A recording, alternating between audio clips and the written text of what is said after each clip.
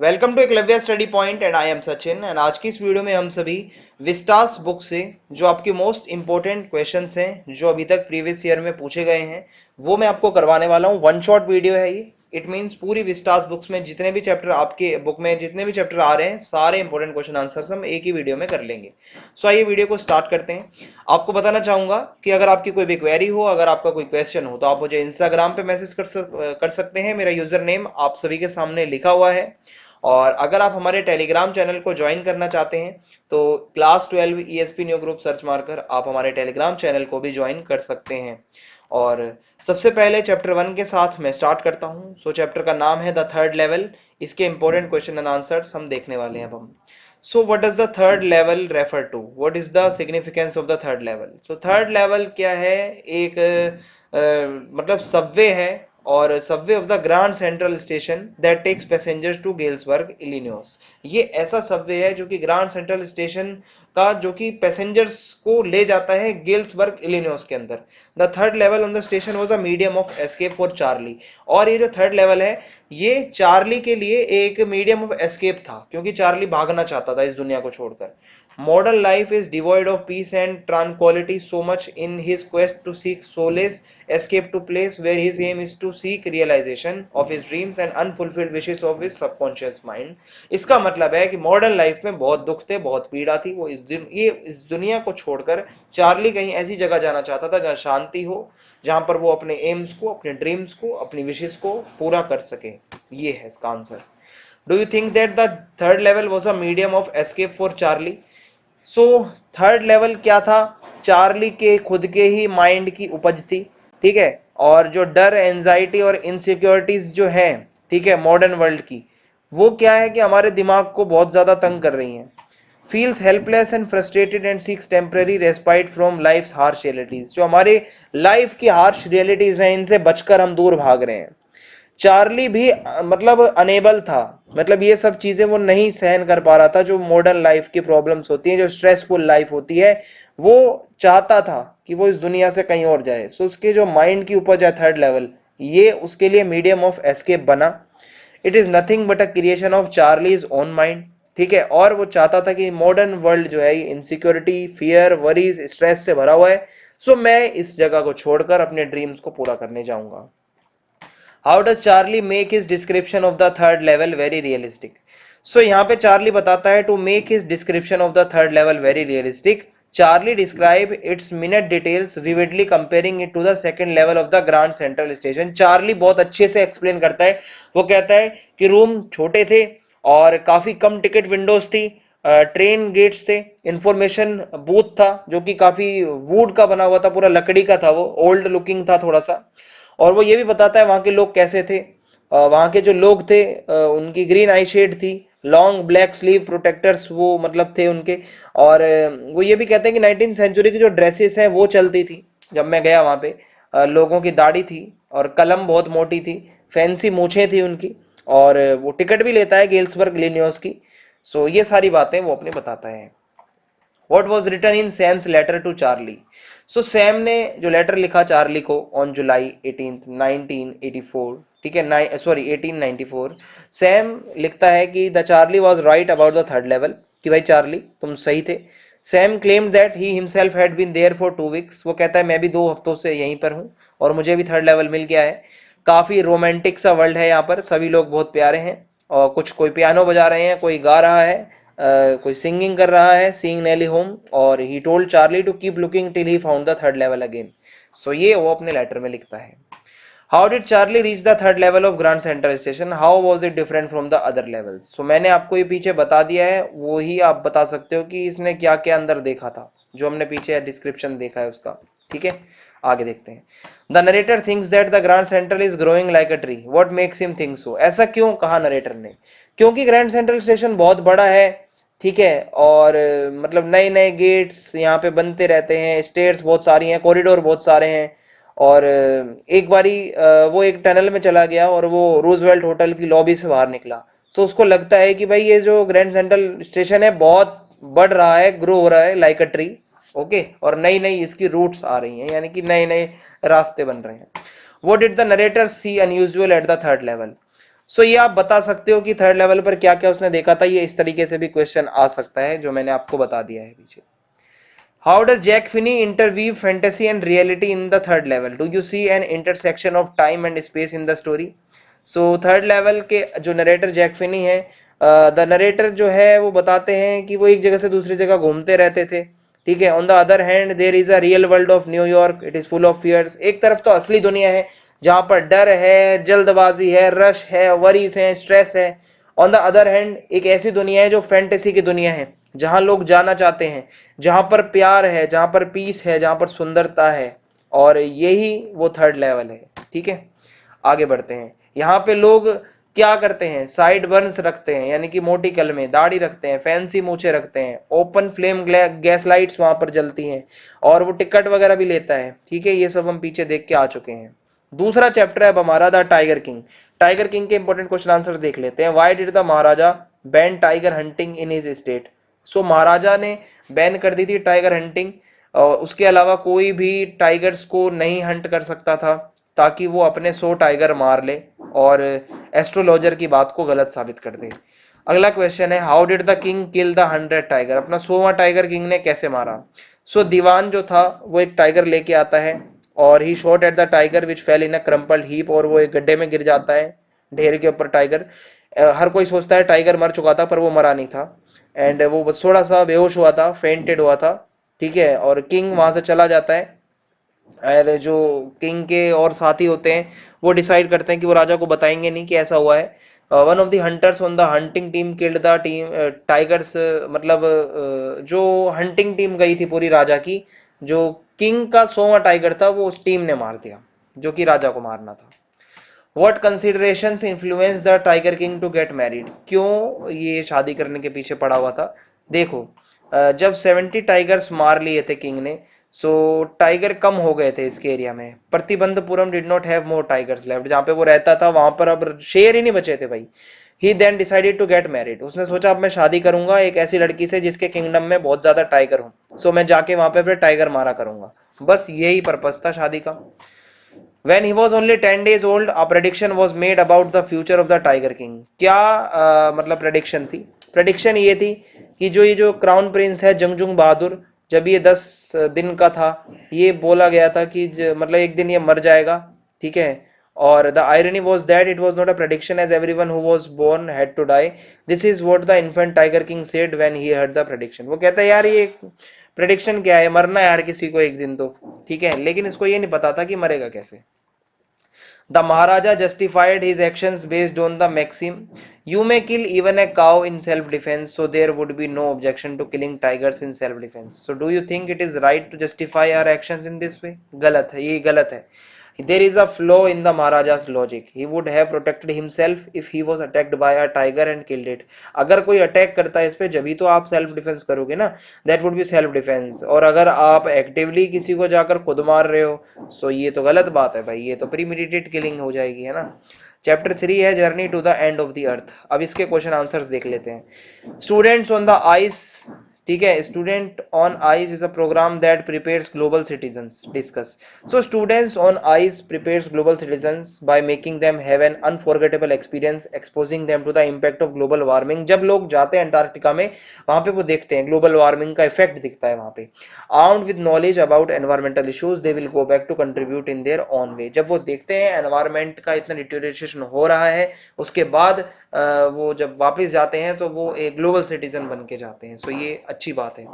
Y does the author call Antarctica the end of the earth? क्योंकि ये ऐसा है, ये southern most continent of the world है, and there are no more continents और land mass after it, ठीक है, इसलिए इसको कहा जाता है। How is Antarctica different from the place you live in? क्योंकि हम एक गर्म जगह पर रहते हैं, ह्यूमिड सिटी में रहते हैं, अंटार्कटिका पूरा ठंडा है, सफेद है, फ्रिजिड वेदर है वहां का। हमारे सिटीज में बिल्डिंग है, स्काई स्क्रैपर्स हैं, रोड है, अंटार्कटिका में कुछ भी नहीं है, बिल्कुल बैरन लैंड है, वो खाली लैंड है, डिसोलेट है, बिल्कुल खाली पड़ा रहता है। अंटार्कटिका बहुत दूर है सिटीज से और बहुत दूर भी है, ठीक है। Antarctica is unlike any other place on earth. Antarctica भाई काफी ठंडा है, स्टार्क इजोलेट है, वहां पे कोई ट्रीज नहीं है, बिल्डिंग्स नहीं है, बिल बोर्ड्स नहीं है, काफी साइलेंट है, सिर्फ वहां पे आइस की आवाज आती रहती है क्रैकिंग की जब टूटती है ग्लोबल वार्मिंग से। Based on the chapter elucidate any three consequences that global warming will have on Antarctica। So global warming जो है वो आइस जितनी भी है उसको मेल्ट कर रही है और सी लेवल्स बढ़ रहे हैं। Fish in the Antarctic ocean में die because of increase temperatures, temperature बढ़ेगा तो मछलियां मर जाएंगी।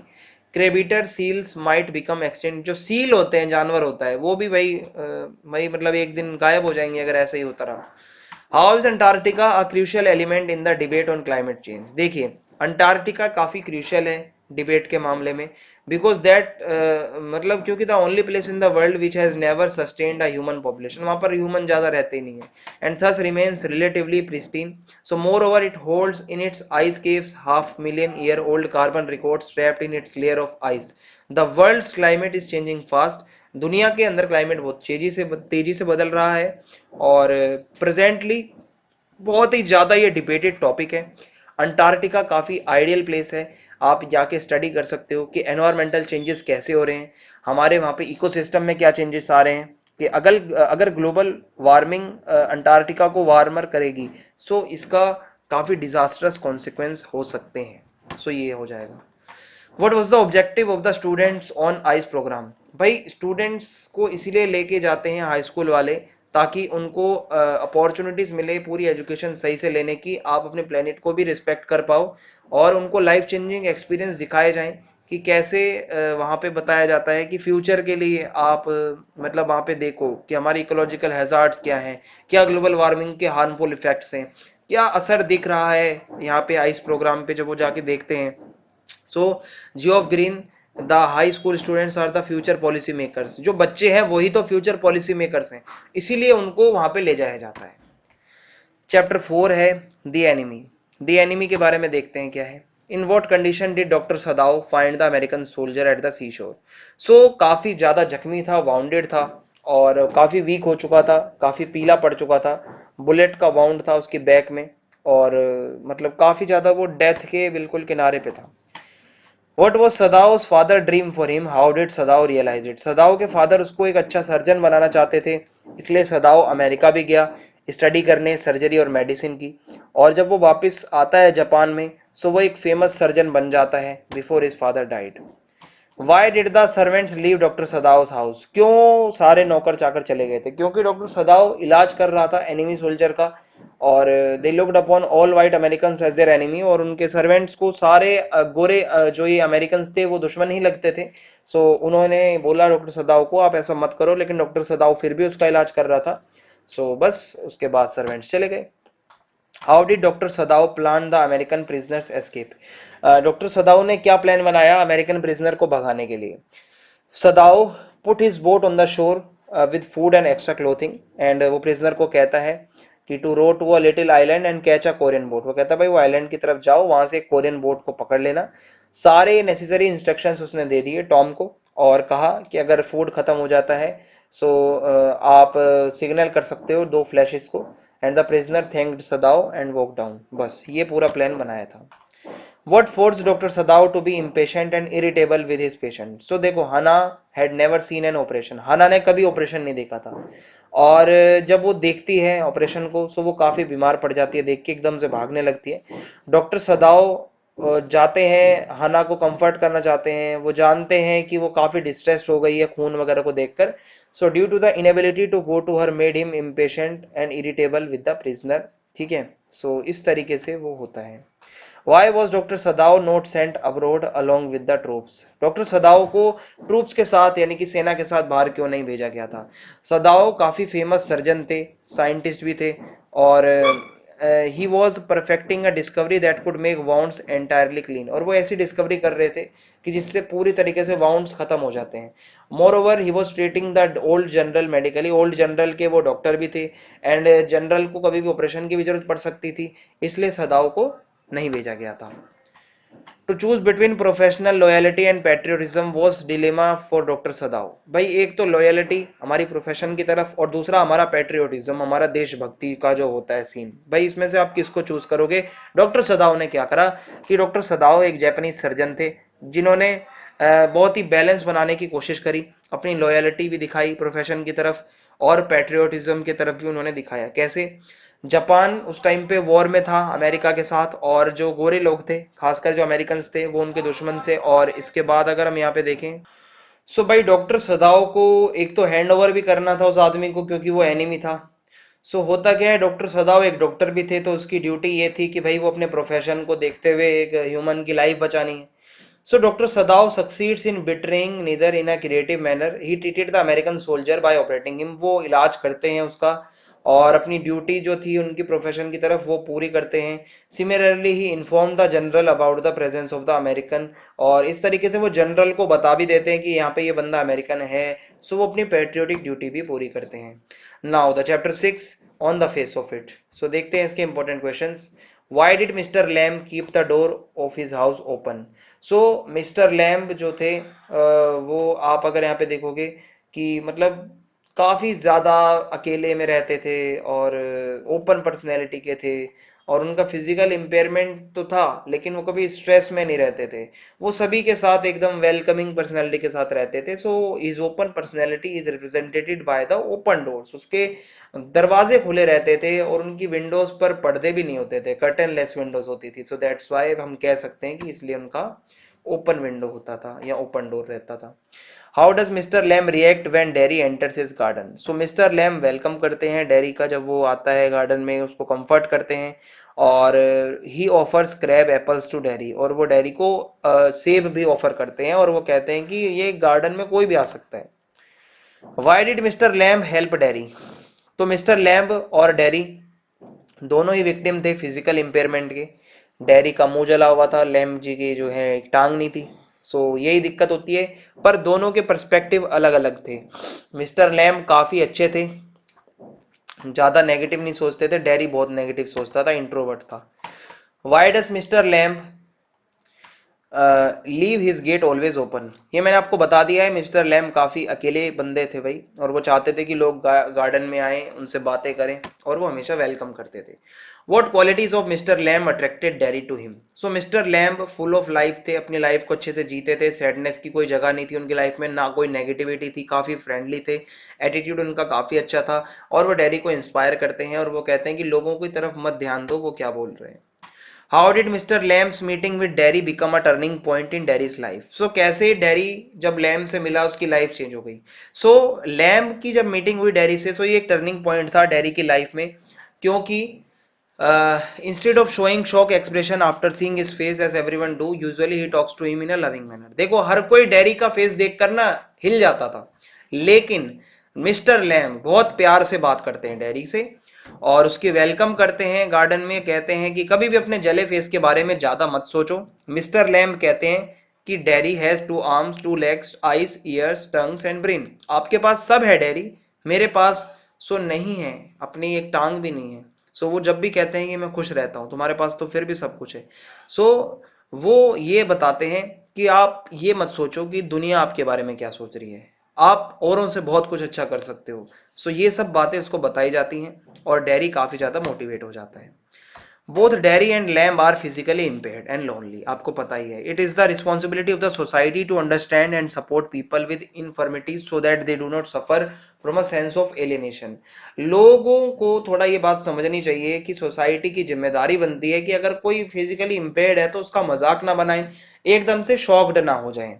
सो एज अ रिस्पॉन्सिबल सिटीजन, ये हमारी जिम्मेदारी है सोसाइटी की तरफ कि हम ऐसे लोगों को सपोर्ट करें। हमें हमेशा कंसिडरेट रहना चाहिए ऐसे लोगों के लिए, हमें इक्वल ट्रीटमेंट देना चाहिए उनको, और उन्हें इंकरेज करना चाहिए सारी एक्टिविटीज में वो टेक पार्ट करें, ठीक है। And I will ensure that they do not suffer from a sense of loneliness, और ऐसे लोगों को अकेला फील नहीं होना चाहिए, और एजुकेशन उनको अच्छी मिलनी चाहिए, एनकरेजमेंट और एम्पावरमेंट होना चाहिए उनका।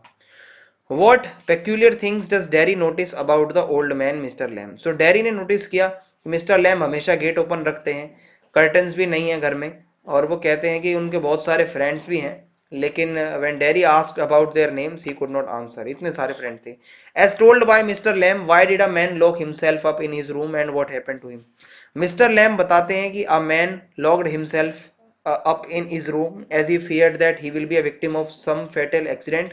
He died in his room itself because a picture fell off the wall on his head and killed him. So वो बताते हैं कि भाई ये एक बंदा था, डरता था कि बाहर जाने से मेरा एक्सीडेंट हो जाएगा, वो घर में रहता था. So एक दिन क्या हुआ, एक पिक्चर उसके सर पे गिर गई और वो मर गया. So जो होना है वो होके रहेगा, आप डर के घर में नहीं रह सकते, ये बताया जा रहा है. ये मैंने आपको पीछे बता दिया है, दोनों ही फिजिकल इम्पेयरमेंट के विक्टिम थे, तो आप इसको बता सकते हो एक्सप्लेन करके. 7वां चैप्टर है अब हमारा, मेमोरीज ऑफ चाइल्डहुड. इसके इंपॉर्टेंट क्वेश्चन आंसर्स देख लेते हैं. Zitkala Sa mentions the indignities she had to suffer as a child. How do such indignities break the moral of a child. So ये जो इंडिग्निटीज थी, इन्होंने एक बच्चे का मोराल तोड़ दिया. It robs them of their safety net and makes them vulnerable to all kind of exploitation both as a child and later as an adult. So ये जिट क्लासा के साथ बहुत बुरा हुआ था.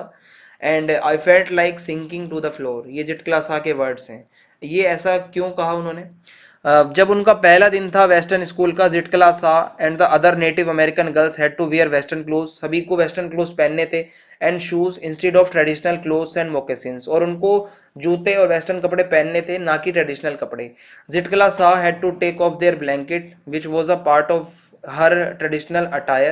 So this made her feel unclothed and embarrassed her, and hence she felt like sinking to the floor. और उनको बहुत बुरा लग रहा था वेस्टर्न ऐसा कुछ पहनना, क्योंकि वो ट्रेडिशनल उनका ऐसा नहीं था कुछ भी. Where there is a oppression there will be a resistance. Comment on this statement with reference to the story. देखिए ये बताया जा रहा है कि जहां पर अगर कोई चीज ओप्रेस्ड होती है, सो हमेशा प्रोटेस्ट भी होगी, रेजिस्टेंस भी होगा. सो operation can not go on for ever. Operation हमेशा नहीं हो सकता, आप किसी को हमेशा दबा के नहीं रख सकते. कभी ना कभी तो पीछे से भी या मतलब आप कह सकते हो कि सामने से भी जरूर कोई ना कोई मतलब होगा भाई. आप कह सकते हो कि यहाँ पे रेजिस्टेंस होगा, सिर्फ ऑपरेशन नहीं चलेगा. How did जितकला सा feel when her hair was shingled?